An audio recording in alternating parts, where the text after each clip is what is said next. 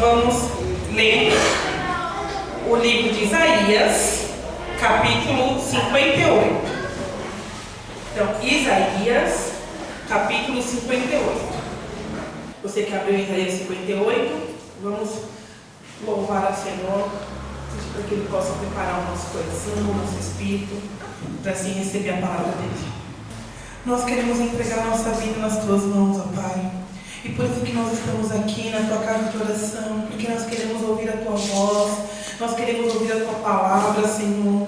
Então eu te peço, prepara aqui os nossos corações, ó Pai, que o nosso coração venha ser como uma terra fértil, Senhor, que a Tua palavra venha cair aqui como uma semente boa, Senhor, e assim possa prosperar, possa dar bons frutos. Mas para isso, nós precisamos ouvir. Então abre nossos ouvidos espirituais, tira, Senhor, todo bloqueio, toda amarração, todo impedimento que o diabo queira colocar, Senhor, para que ele impedir essa pessoa de ouvir a Tua palavra, para que ele impedir, Senhor, a transformação, que o Senhor venha lançar por terra, Pai, e que aqui somente a Tua vontade, o Teu querer venha prevalecer. Eu te peço humildemente, Senhor, usa a minha vida, que não venha ser o meu eu, que não venha ser o homem que está aqui pregando, Senhor, mas que seja o Teu Espírito Santo a conduzir cada palavra que sair daqui, ó Pai, e que assim a Tua igreja venha receber o Teu alimento e a gente possa sair daqui fortalecidos, ó Pai, transformados pelo Teu poder. É o que eu te peço e te agradeço em nome de Jesus. Amém e graças a Deus. Amém? Amém. Enquanto ele vai ligando aqui, eu quero fazer duas perguntas para vocês. A primeira pergunta, eu quero que você faça para si mesmo. Você sabe jejuar? Você sabe fazer um jejum? Você sabe qual é o sentido, qual é o propósito do jejum? Faça essa pergunta para si mesmo. E a segunda pergunta é: quem respondeu que sim, eu sei fazer jejum, eu sei jejuar, eu sei para que serve o jejum? A segunda pergunta é: você faz o jejum da maneira correta, da maneira certa?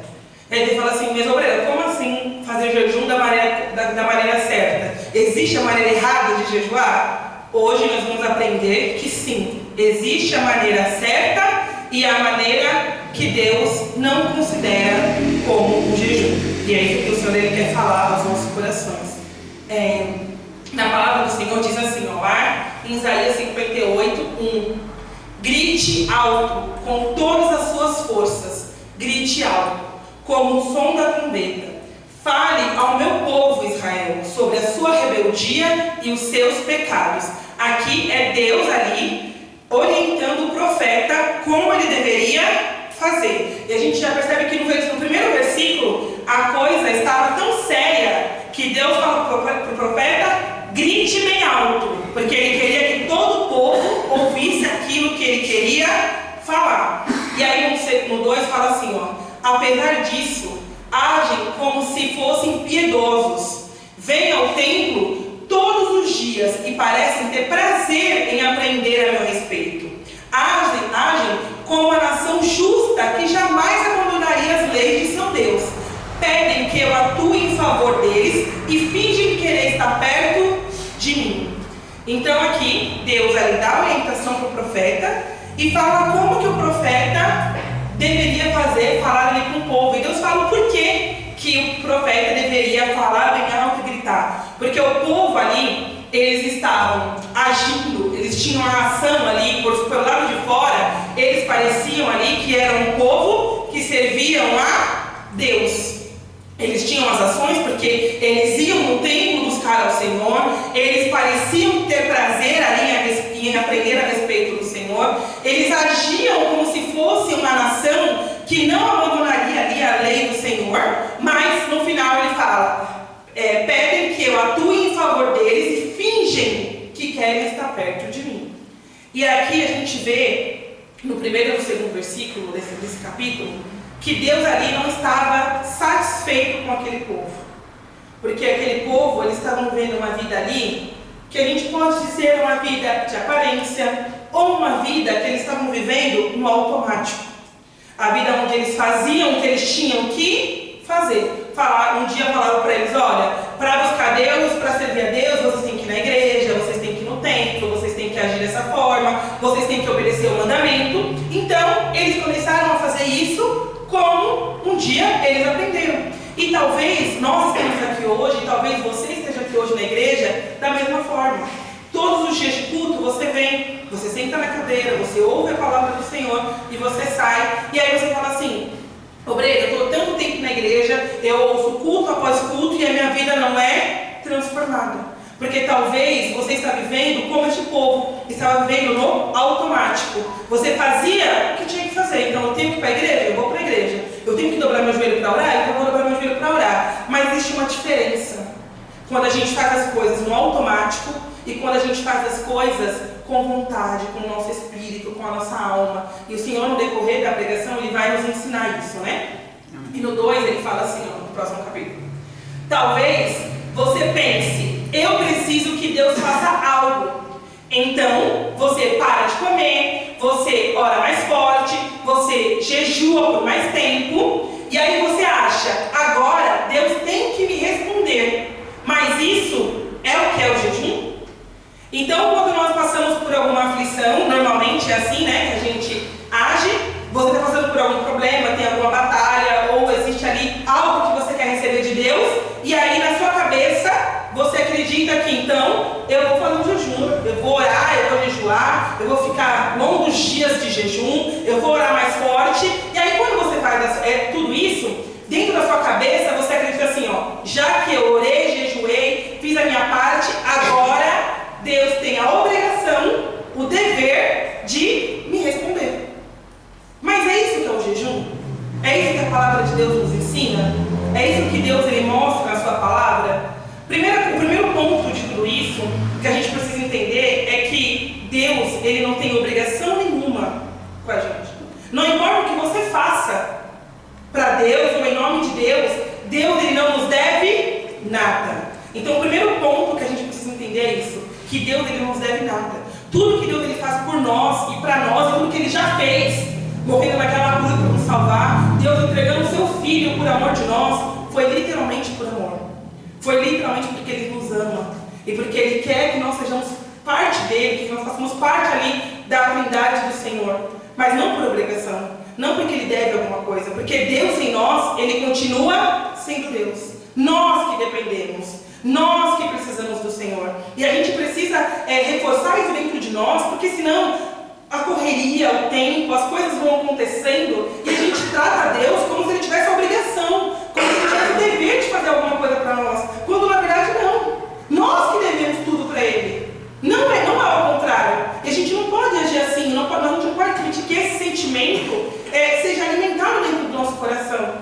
E no próximo, diz assim, ó, na teologia, né, eu coloquei no Google, né? Na teologia cristã e na Bíblia, o jejum não é apenas a privação de comida, mas uma disciplina espiritual consciente. O seu objetivo principal é esvaziar o corpo físico para que o espírito seja saciado por Deus. Resumindo, o jejum serve para te aproximar do Senhor. Então, quando a gente jejua, quando a gente faz um jejum, não é que assim, ó, eu vou fazer um jejum para que eu vou pagar a Deus por algo que eu quero receber dele. O jejum serve para nos aproximar de Deus. Então, se você tem o costume, estava acostumado a jejuar no automático, de fazer por fazer, de fazer para querer receber algo, talvez por isso que você jejue tanto, que você dobra o seu joelho para orar tantas vezes e a sua oração não é respondida. Porque você está ali atrás da bênção e não do abençoador. E o jejum ele serve justamente para matar a nossa carne, para a gente falar para Deus: olha, Senhor, eu sou capaz de me sacrificar, eu sou capaz de abrir mão dos meus desejos, da minha carne, das minhas vontades, para ter mais do Senhor, para ser mais próximo do Senhor. É para isso que o jejum serve, para que a gente possa mostrar para Deus que nós queremos tanto a presença dEle, tanto Ele na nossa vida, que nós vamos sacrificar aquilo que não é nosso. Porque quando nós jejuamos, quando nós deixamos de comer alguma coisa, você sente fome, a sua barriga dói, o seu estômago quer comer. Às vezes, já aconteceu comigo de eu pensar em jejuar, eu falo assim: a partir de amanhã eu vou fazer tal propósito. Começa a me dar uma loucura de fome, me dá uma coisa no meu corpo que parece que eu estou sem comer há 40 anos. Parece que eu nunca mais vou comer na vida. Eu já vi, por exemplo, jejum de doce, então eu falo assim: eu vou ficar doce, parece que alguém chegou em mim e falou assim, ó, nunca mais na sua vida você vai comer doce. Nunca mais você vai colocar um doce na sua boca. E dá uma loucura no corpo, mas por que o diabo coloca isso? Justamente para você não fazer. Então quando você pensa, ó, eu vou fazer o propósito, eu vou jejuar a partir da semana que vem, a partir da minha eu vou fazer, dá essas coisas em nós, para que justamente você não faça. Porque parece que você vai ficar para sempre, quando na verdade é só um período, é só um tempo. É só a sua carne gritando, querendo te bloquear, querendo te barrar, querendo te impedir de fazer. Mas você precisa lutar contra isso. Lutar contra a sua carne. Porque para que o nosso espírito vença, para que o nosso espírito seja alimentado, porque no jejum, enquanto a nossa carne está morrendo de fome, o nosso espírito está sendo fortalecido. O nosso espírito ali está mostrando para Deus que nós queremos e nós precisamos dele. E sobre o jejum em relação a querer algo, você precisa mudar a questão do seu pensamento. Pensar assim, ó, por exemplo, eu sou uma pessoa desempregada e eu preciso de um emprego. Então, nós aprendemos que eu vou fazer um jejum para que Deus abençoe uma porta de emprego. Não, o meu jejum vai ser para eu mostrar para Deus que eu dependo dele, que eu confio nele, que eu acredito que o melhor que ele tem para mim vai acontecer na minha vida. Que o melhor dele é melhor do que eu acredito que seja melhor para mim. Porque quantas vezes a gente recebe uma proposta, ou a gente acredita que algo é bom para nós, e Deus fala, não, não é. Isso não é bom para você. Esse não é o caminho, essa não é a direção. Mas quando você está ali, jejuando, lendo a palavra, buscando a presença de Deus, Deus ele te esclarece, ele te mostra isso. Porque para você ser uma pessoa espiritual, onde as suas atitudes, as suas ações são conduzidas por Deus, você precisa que Deus esteja na sua vida. Você precisa que Deus esteja ali diariamente com você. Por que Daniel, quando ele, por exemplo, foi jogado na cova dos leões, a palavra de Deus não fala que Daniel relutou, não fala que Daniel questionou, não fala que Daniel duvidou. E eu acredito que isso não tenha acontecido, porque se tivesse, Deus teria colocado. Como, por exemplo, quando Deus promete ali a... Gente, esqueci o nome. Como que é o nome do pai de João Batista? Zacarias, obrigada. Quando ali Deus dá a promessa de que ele teria um filho, ele duvida. Quando Sara recebe a promessa ali, através de Abraão, que ela seria mãe, ela duvida. E a palavra deixa esclarecido que houve ali a dúvida, que houve ali uma pequena falta de fé. Então, quando eu acredito que Daniel foi jogado na cova dos leões, Daniel não estava preocupado com os leões. Ele não estava preocupado com o que iria acontecer, se ele iria morrer ou não. Porque ele era um homem que vivia uma vida baseada na vontade de Deus. Porque ele foi justamente jogado na cova dos leões por ser uma pessoa que orava 3 vezes ao dia. Daniel colocava Deus na vida dele. Então ele sabia que Deus estaria na cova junto com ele. E talvez você passe por momentos de aflições, por momentos de luta, e aí você se sente sozinho. E não porque Deus te abandonou, mas porque Deus não está na sua vida. Porque você não coloca Ele na sua rotina, porque você não coloca Ele nos seus momentos, porque você passa dias sem jejuar, dias sem orar, dias sem falar com o Senhor. E tudo isso é o que nos aproxima de Deus. É fazer as coisas de Deus, é fazer as coisas espirituais, é que nos vão nos levar a ter um momento de comunhão com Deus. Não é fazer as coisas da carne. Porque a nossa carne, a tendência dela é querer nos afastar da presença de Deus. Então a gente precisa mudar a nossa visão, mudar o nosso pensamento e mudar o sentido que a gente faz das coisas. Você não pode fazer por fazer. Você não pode fazer porque um dia te falaram que tem que fazer, ou porque você aprendeu, ou porque você já acostumou. Talvez você venha para o culto, você venha para a igreja porque você está acostumado a ver. Já faz parte da sua rotina, já faz parte ali do seu caminho. Do mesmo jeito que você acorda e vai trabalhar, você acorda e no final do dia você vem para a igreja. Mas esse não é o sentido. O nosso coração precisa arder. A gente precisa ter aquela vontade, aquele ânimo, aquela empolgação, aquela alegria dentro do nosso coração, de saber que nós temos o privilégio de estarmos aqui e de ouvir a palavra de Deus, de receber aquilo que Ele tem para nos oferecer, de transformar a nossa vida. E talvez assim você vai conseguir acabar o culto e você sentir que você foi transformado, que você foi tocado. Mas talvez você está tão acostumado a viver na rotina que você vem, sai, senta, ouve a palavra, vai embora e nada muda. E para você tudo bem. E para você faz parte da vida, quando na verdade não é isso que Deus espera de nós. E não é esse tipo de relacionamento que Deus ele quer ter com os seus filhos. E no próximo diz assim, A Bíblia, na verdade, mostra pessoas jejuando e Deus respondendo. Nínive jejuou, Israel jejuou, Daniel jejuou, Jesus jejuou. Então, se o jejum não compra uma resposta de Deus, então o que realmente acontece? O jejum não é sobre transformar Deus em um Deus que se importa, mas é sobre voltar a sua atenção para o Deus que já se importa. Então, quando a gente jejua, não é sobre chamar a atenção de Deus, não é mostrar para Deus, ó Deus, eu estou aqui, mas é para que nós possamos voltar a nossa atenção para o Senhor. E quando a gente fala sobre isso, a gente entender que, talvez você fala assim, Breira, mas quando eu jejuo, eu também já estou fazendo a coisa de Deus. Será? Por isso que eu perguntei assim, se você jejua da maneira correta. Porque talvez na correria do dia a dia, na loucura da vida, você é a pessoa que jejua, e aí você vai lá e tira o alimento. Então você fica 6 horas sem comer. Mas aí você liga a televisão, você assiste a série que você já está acostumado a assistir, você assiste os programas que você já está acostumado a assistir, você tira o alimento, mas você ali no dia do seu trabalho, na rodinha, todo mundo metendo pau em alguém, você é a pessoa que participa daquela rodinha, isso estando em jejum. E aí você é a pessoa que está em jejum, mas você é a pessoa que dá mau testemunho na sua casa. Você é a pessoa que trata todo mundo mal, você é a pessoa que grita, você é a pessoa que responde, você é a pessoa que não tem ali a sensibilidade. Então você entende que o jejum ele não envolve só a carne física, não envolve só o alimento físico. Não é só sobre o que você come ou deixa de comer, não é sobre quanto tempo você deixa de comer. Mas o jejum é quando você se resguarda, você se tira do mundo. É quando você se para ali um momento da sua vida e você reserva ali para Deus. Então, num período de jejum, ao invés de, por exemplo, assistir a série que você já assistia, e você pode falar assim, mas Breira, a série que eu assisto não tem nada demais. Não é uma série que faz eu pecado, é porque a série que te faz pecado não deveria assistir nem com ou nem sem jejum. Mas a série normal da vida que você assiste no dia a dia também não alimenta a sua fé. O joguinho que você joga no celular, que não vai fazer você pecar, mas também não está edificando o seu espírito.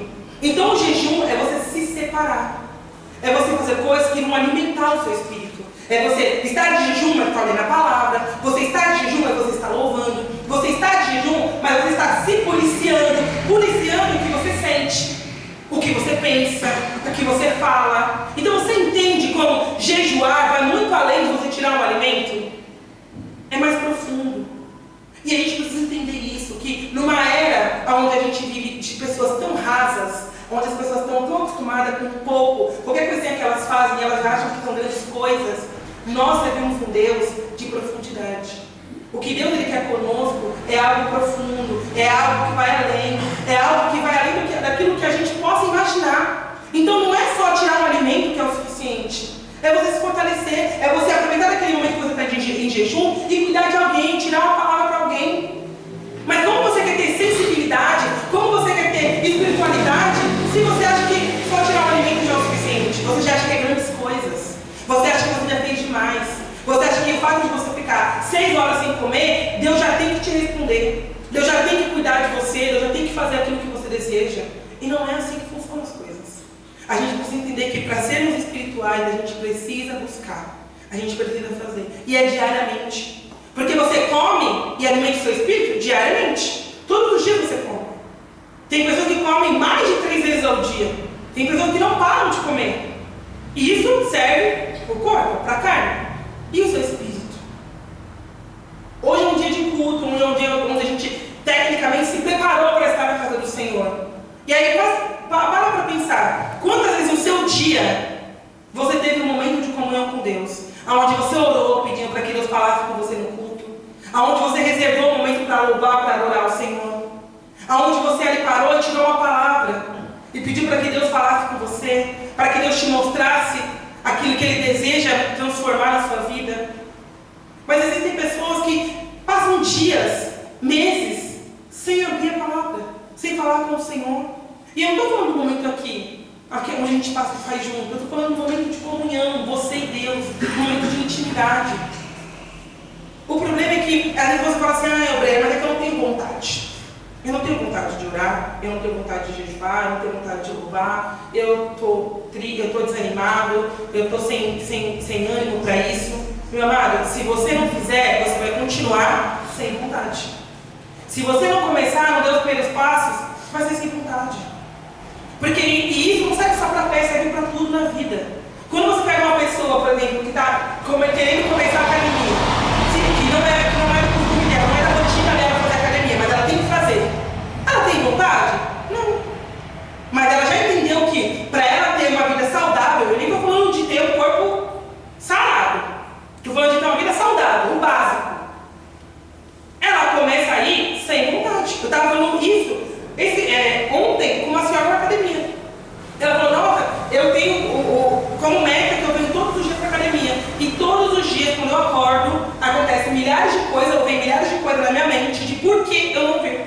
É uma louça, é um compromisso, é a casa, é o marido, é o filho. Mas eu coloquei na minha cabeça que eu vou fazer pronto, eu deixo tudo e vou fazer. Para ela é uma prioridade. Porque ela entendeu isso. E é isso que nós precisamos entender na nossa vida. Que você vai falar com o Senhor todos os dias, mesmo que o mundo caia, mesmo que tudo aconteça. Mas é algo que você não vai abrir mão. Porque é algo que nós não podemos abrir mão. Porque o que nos sustenta, o que nos dá força, o que nos dá ânimo é a palavra do Senhor. Eu sempre falo isso aqui, mas é hora de pensar na vida de Jesus. As pessoas, quando elas olham para Jesus, elas acham que algo mágico, algo sobrenatural aconteceu para que Jesus suportasse tudo aquilo que ele suportou. Mas no meu coração, eu entendo que Jesus só suportou tudo aquilo que ele suportou, porque em todo momento, a gente vê na Bíblia que Jesus, ele buscava a presença do Senhor. Em todo momento, ele falava para o Senhor, vai na frente, que daqui a pouco eu vou. E aí, a palavra que ele fala que ele estava onde? Orando. Ele estava buscando. Porque humanamente falando, a gente teria abandonado aquele propósito muito antes. No começo, a gente já teria abandonado. Com a família, a gente já teria abandonado. Porque a palavra fala que ele estava lá pregando e as pessoas vão e falam assim, ó Jesus, a sua família está lá fora. Significa que a família dele, da casa dele, não estava junto com ele. Não estava ali acompanhando ele. Mas isso não foi motivo de magoar Jesus.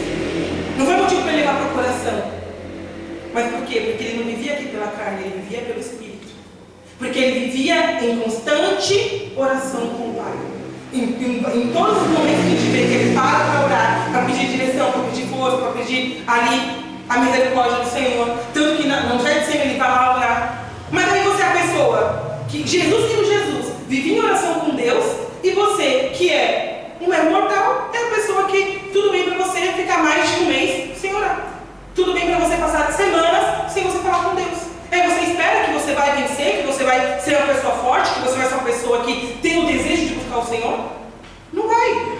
E por isso que muitas vezes você vem para a igreja, dobra o seu joelho e você não consegue falar com o Senhor. Porque você não tem intimidade, porque você não tem ali a aproximação com Deus. Mas quem tem que mudar isso somos nós.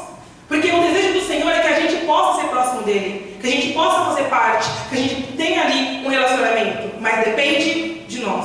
Depende daquilo que nós estamos dispostos a fazer. E no próximo diz assim, ó, em Isaías 58, 3, 5. O povo pergunta a Deus, que adianta jejuar se tu nem notas? Por que passar fome se não te importas com isso? O Senhor responde, a verdade é que nos dias de jejum vocês cuidam dos seus negócios, exploram os seus empregados. Vocês passam os dias de jejum discutindo e brigando e chegam até bater uns nos outros. Será que vocês pensam que quando jejum assim, eu vou ouvir as suas orações? É o que eu quero que vocês façam nos dias de jejum? Será que desejo que passem fome, que se curvem como um bambu, que vistam roupas feitas de pano grosseiros e se deitem em cima das cinzas? É isso o que vocês acham de jejum? Que vocês chamam de jejum? Acham que um dia de jejum assim me agrada? Então, o Senhor ele explica ali para o profeta o porquê que ele não respondia a oração do povo. Porque o povo até jejuava, eles faziam um jejum, mas eles faziam do modo deles. Eles jejuavam, mas aí eles brigavam, eles exploravam os empregados, e ainda eles se achavam no direito de questionar a Deus, que eles faziam tudo o que eles faziam, passavam fome, mas o Senhor não matava eles. E é muito claro que quando eu li esse trecho desse capítulo, eu lembrei automaticamente de Caim e Abel. Porque quando a gente para analisar a história de Caim e Abel, ambos sacrificaram ao Senhor. A palavra não fala que só Abel fez o sacrifício, por isso que Deus ficou irado com Caim. A palavra fala que ambos fizeram o sacrifício. Então, ambos tiveram a atitude ali de sacrificar. Porém, a palavra fala que Deus ele só recebeu de um. Porque Abel fez do jeito que o Senhor queria receber. E Caim fez do jeito que ele achou que Deus iria receber. E tem diferença. O modo como você faz as coisas vai ditar se você vai ali ter uma resposta de Deus ou não.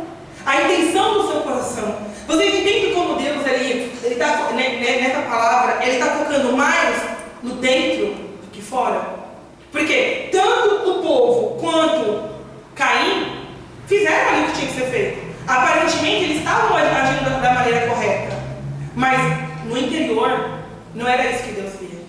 E talvez você esteja aqui dentro da igreja. A pastora colocou lá no grupo que essa semana a gente iniciou um propósito pela igreja, para que Deus possa fortalecer a igreja. E pode ser que lá você tenha colocado lá que você vai jejuar, que você vai fazer.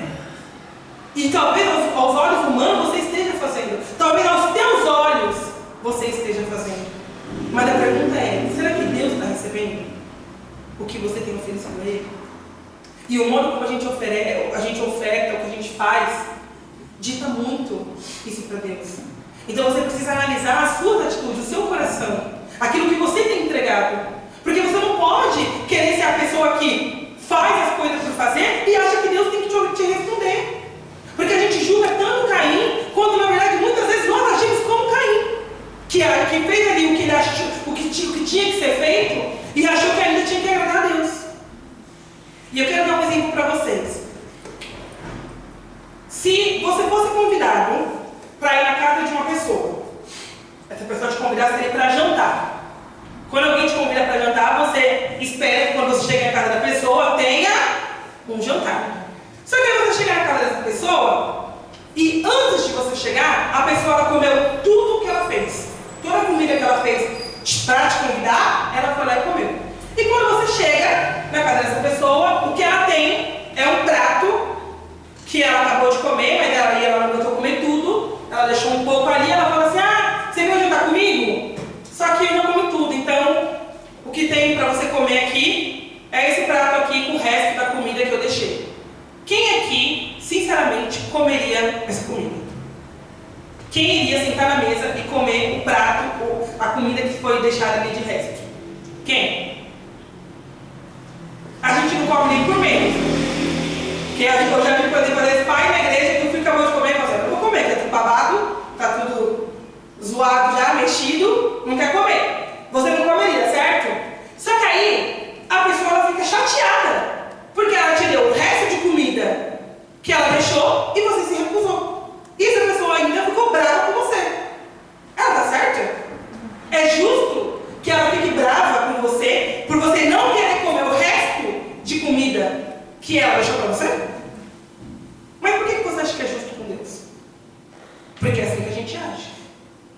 Muitas vezes se nós estamos aqui, significa que em algum momento da nossa vida, nós convidamos Jesus para entrar na nossa vida, para fazer parte da nossa vida. Só que aí, você ocupa a sua vida com tudo que você tem que ocupar. Você gasta seu tempo com tudo que você tem para gastar. E aí, o que sobra? E quando sobra, você oferece para Deus. E aí, se Deus se recusa a comer o seu resto, você ainda fica bravo, porque Deus não quis comer aquilo que você ofereceu para Ele. Vocês conseguem entender que quando a gente muda o papel, a gente muda a nossa visão? A gente passa a entender como muitas vezes Deus se sente. Porque muitas vezes assim que Deus se sente conosco. Ele espera ali que nós vamos oferecer um banquete para Ele, algo feito com amor, algo preparado, algo reservado para Ele, quando na verdade o que a gente oferece são nossos restos. É o resto do nosso tempo, é o resto do nosso amor, é o resto da nossa alegria, é o resto da nossa disposição.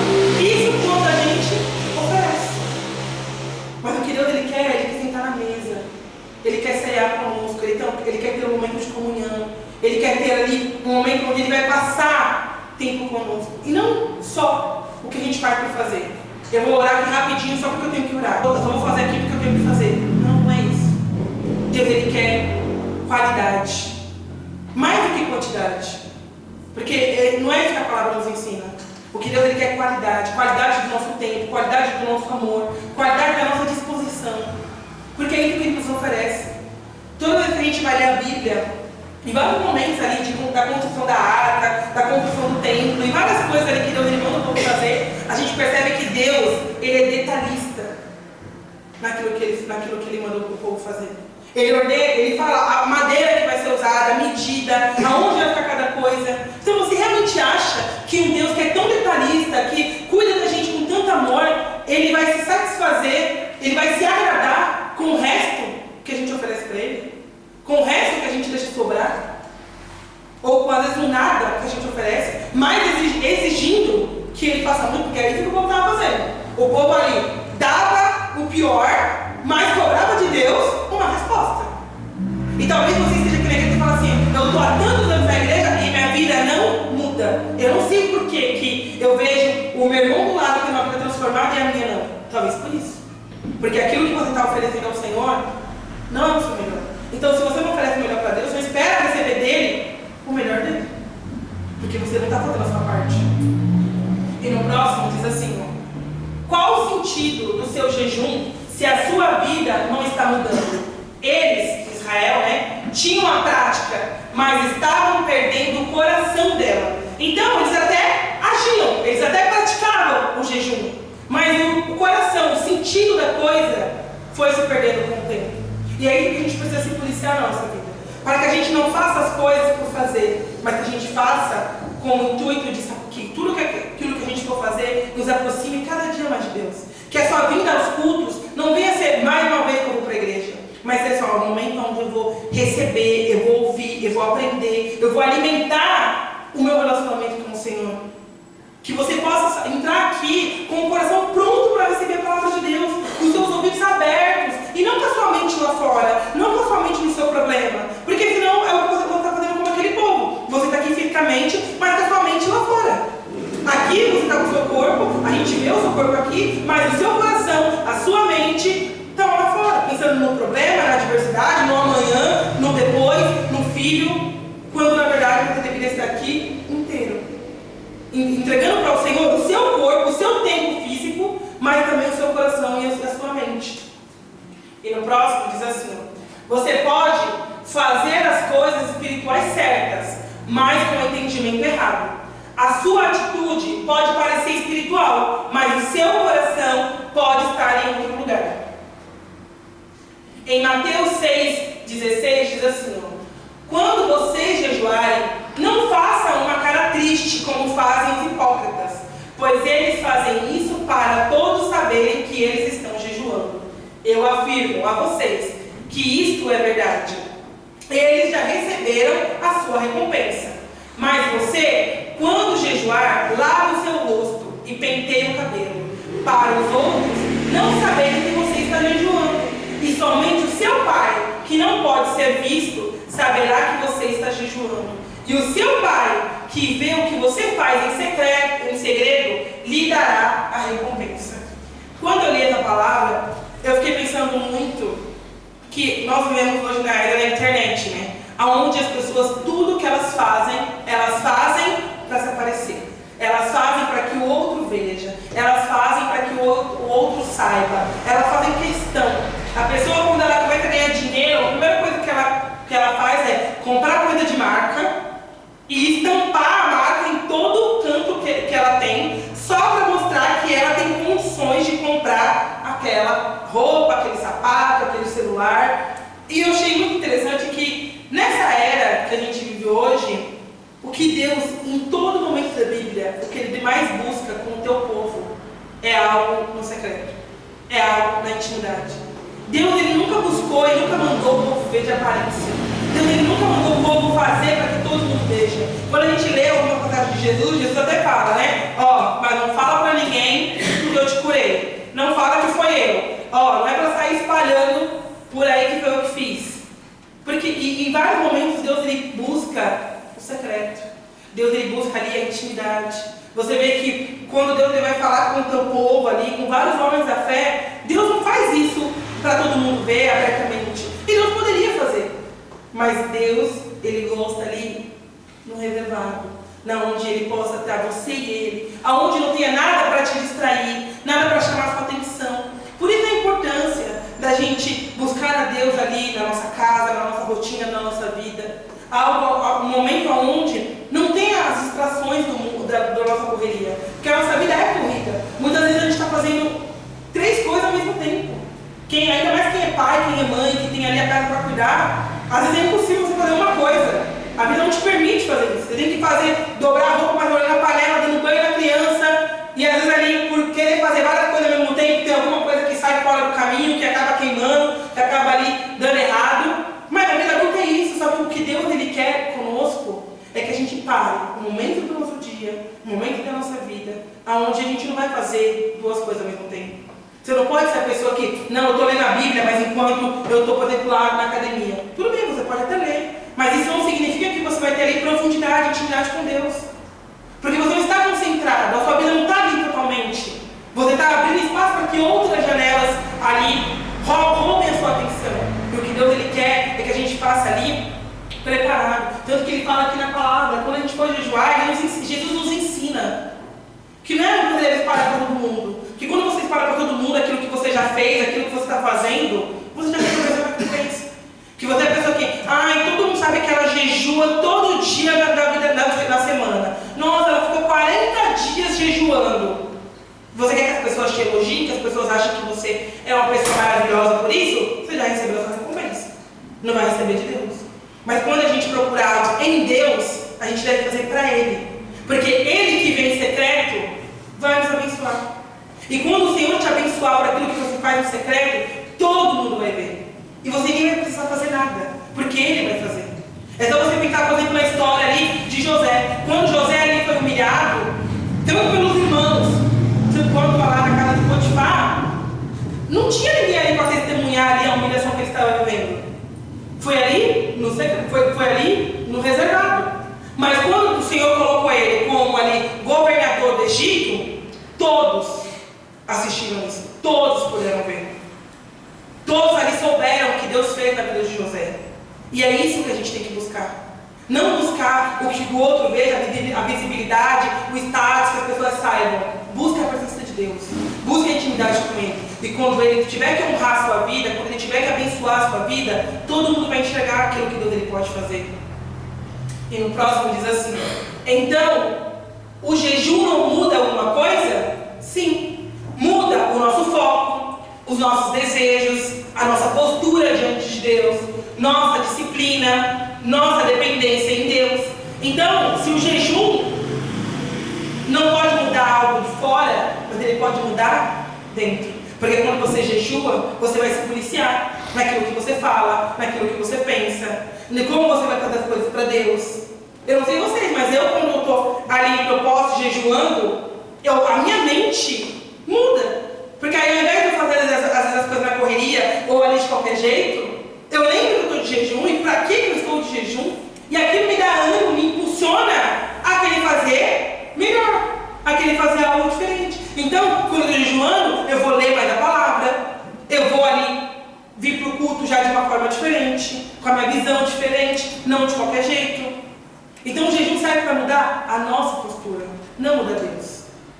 Para mudar o nosso comportamento, o nosso caráter, a nossa postura diante de Deus, a nossa dependência. Quando a gente jejua, a gente mostra para Deus que nós dependemos dele. E mostramos para a nossa carne que não é pela força do nosso braço, nem por aquilo que nós já sabemos fazer, mas é aquilo que o Senhor pode fazer por nós. Porque nós acreditamos. É para isso que o jejum serve. E no próximo diz assim, no Isaías 58:6. Não é esse o jejum que eu quero. Eu quero que soltem aqueles que foram presos injustamente, que tirem de cima deles o peso que as faz sofrer, que ponham em liberdade os que estão sendo oprimidos, que acabem com todo tipo de escravidão. O jejum que me agrada é que vocês repartam a sua comida comida com os famintos, que recebam em casa os pobres que estão desabrigados, que deem roupas aos que não têm e que nunca deixem de socorrer os seus parentes. Então a luz da minha salvação brilhará como o sol, e logo vocês todos ficarão curados. O seu Salvador os guiará, e a presença do Senhor Deus os protegerá por todos os lados. Aqui o Senhor, depois de mostrar e expor para o povo o que eles estavam fazendo de errado, o Senhor mostra ali como o Senhor esperava que eles ali jejuassem, como era o jejum que iria agradar o Senhor. E quando eu li, o que mais me mostrou, né, quando a gente jejua, normalmente a gente busca por algo que nós desejamos, que nós queremos. E o foco ali, às vezes, do jejum é nós, é o eu. Mas você percebe que, no decorrer da palavra, o Senhor ele não fala em nenhum momento da pessoa em si. Ele fala aquilo que eles deveriam fazer em prol do outro. Então eles iam parar de escravizar, eles iriam ali abrir a casa deles para alguém, eles iriam alimentá-los. E você vê que lá, quando eles estão murmurando ao Senhor, ele fala assim: por que passamos fome? Por que fazemos? Por que isso? Por que aquilo? Por que não sei o que? Sempre o eu. E o que Deus ele espera de nós é que a gente pense no outro, que a gente pense na obra do Senhor, que a gente pense naquilo que Deus ele quer que a gente faça. Porque quando a gente tira o eu da história e coloca a vontade do Senhor, é assim que a nossa vida é transformada. Quando você olha para a história de Jó, tudo acontece na história de Jó.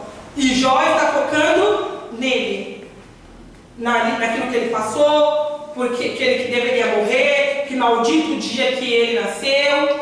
Mas ali, quando ele deixa o eu dele de lado, mesmo tendo motivos, porque ele tinha motivos, mas ele foca ali nos amigos, é quando a história dele é mudada. Talvez a sua vida ainda não foi transformada porque você está focando demais em você e não naquilo que Deus ele quer que você faça, e não na obra. A gente olha para a nossa obra, que são obras de crianças carentes. E quando eu falo carente, não só carente de dinheiro, não só carente de sentimento, não só carente de alimento, mas carente em todos os sentidos. E talvez você venha para a igreja no dia de que tem as crianças, e você chega tão cansado, tão preocupado da sua rotina, da sua vida, das coisas que você tem que se preocupar lá fora, que você passa para as crianças, você não cumprimenta, você não abraça, você não se importa, você não olha. E quando é justamente aquilo que Deus ele espera que a gente faça.